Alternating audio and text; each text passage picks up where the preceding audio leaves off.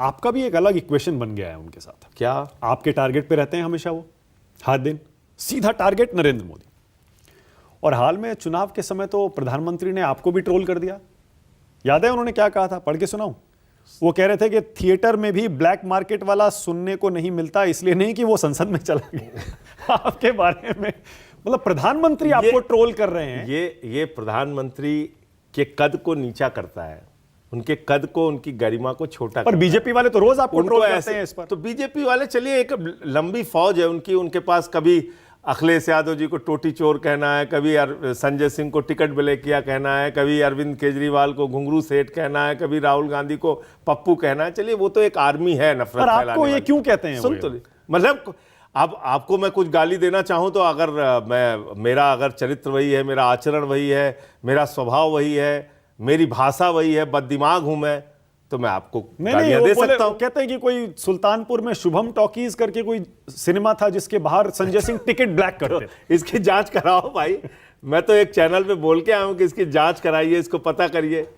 वो चाहते हैं मैं इन चीजों में इनसे उलझूं, और मैं चाहता हूं आप गाली दो जिससे आपकी असलियत और आपका चरित्र पता चले। मेरे पिताजी टीचर थे, रिटायर हुए, अभी भी हैं। मेरी माताजी जूनियर हाई स्कूल की टीचर थी, वो भी रिटायर हो चुकी हैं सुल्तानपुर में। हाँ। मैंने सारी पढ़ाई सरस्वती शिशु मंदिर और उसके बाद फिर महात्मा गांधी स्मारक इंटर कॉलेज था, जहाँ मेरे पिताजी खुद टीचर थे, वहाँ से की। उसके बाद मैं उड़ीसा चला गया माइनिंग इंजीनियरिंग में, वहाँ से मैंने डिप्लोमा किया। उसके बाद आके फिर संस्था बनाई आज़ाद समाज सेवा समिति, जिसके माध्यम से रक्तदान करने का काम, लोगों की सेवा करने का काम, 50 बार का मैं ब्लड डोनर हूँ। उसके बाद हमारी संस्था ने हजारों यूनिट ब्लड डोनेशन किया। गुजरात का भूकंप आया, वहाँ गया, सुनामी आई, वहाँ गया, उत्तराखंड गया, जम्मू कश्मीर गया, नेपाल की आपदा में गया, कोरोना के काल में जितना हो सका काम किया।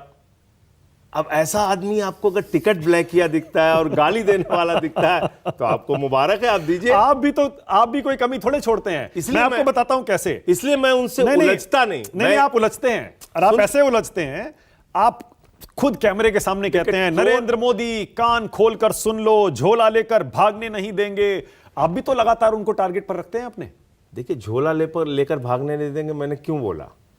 जब प्रधानमंत्री जी ने कहा कि झोला लेके मैं भाग जाऊंगा, चला जाऊंगा, तो मैंने कहा भाई झोला लेके भागने नहीं देंगे, झोला चेक करेंगे कि झोले में क्या क्या है, इसमें क्या गलत है। आप उनकी डिग्री के पीछे पड़ गए। अगर उनके हाँ। अरे अच्छा, ये एक बड़ी अजीब बात आप लोग करते हैं। हाँ। मानक गुप्ता, अगर आज एक टीवी चैनल के इतने बड़े पत्रकार हैं और कोई उनके ऊपर आरोप लगाए कि वो 10वीं पास है मानक गुप्ता, तो मानक गुप्ता के यूनिवर्सिटी वाले सामने आएंगे और कहेंगे नहीं, बिल्कुल गलत बोल रहे हैं संजय सिंह, ये है मानक गुप्ता, ये हमारे विश्वविद्यालय से पढ़े हैं, हम लोगों को गर्व है मानक गुप्ता के ऊपर, आज वो इतने बड़े पत्रकार हैं। बोलेगा नहीं बोलेगा?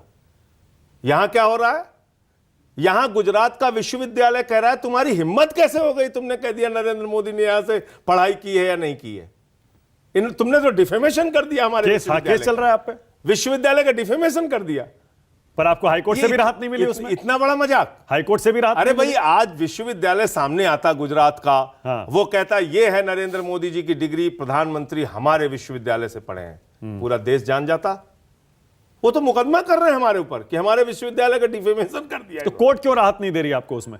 एलुमनाई एसोसिएशंस की जब सभा होती है, उसमें जो बड़े ओहदों पे पहुंचे हुए लोग हैं उनको सम्मानित किया जाता है, बुलाते हैं लोग, भाई ये पत्रकार हो गया, ये नेता हो गया, ये हो गया, भारत का प्रधानमंत्री हो गया। क्यों इस चक्कर में पड़े हैं आप? और उसकी डिग्री नहीं बता रहे। क्यों आप दिल्ली विश्वविद्यालय जाओ, वहां नहीं बताते, अहमदाबाद जाओ, वहां नहीं बताते। पीएम की डिग्री के पीछे क्यों पड़े हैं आप? झूठ बोलने का अधिकार पीएम को नहीं है। वो एफिडेविट देते हैं कोर्ट में, चुनाव आयोग में, वो एफिडेविट लिख के देते हैं, उनको सही डिग्री बतानी पड़ेगी अपनी, इतनी सी तो बात है।